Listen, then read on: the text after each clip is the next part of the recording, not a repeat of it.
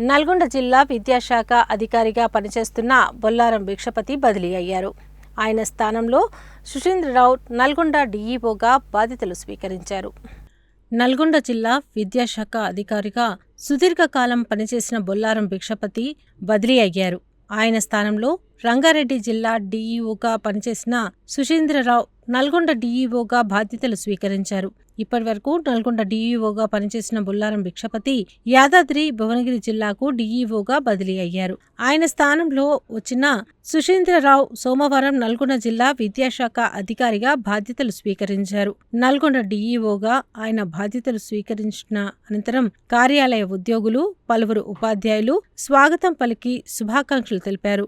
ఈ సందర్భంగా ఆయన మాట్లాడుతూ పేద విద్యార్థులకు నాణ్యమైన విద్యను అందించడం, ప్రభుత్వ పాఠశాలలో విద్యార్థుల చేరికను పెంచడమే తన లక్ష్యమని తెలిపారు.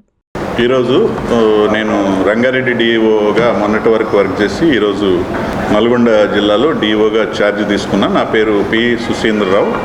సో ఈరోజు ఛార్జ్ తీసుకొని ఈరోజు నుంచి నల్గొండ జిల్లాలో విధులు నిర్వర్తిస్తాను. నా ముఖ్యమైనటువంటి ఉద్దేశం ఏంటంటే నల్గొండ జిల్లాలో మంచి ఎన్రోల్మెంటు, క్వాలిటీ ఎడ్యుకేషన్ ఇవ్వటం అనేటువంటిది ప్రధానమైన ఉద్దేశంగా నేను వర్క్ చేస్తాను.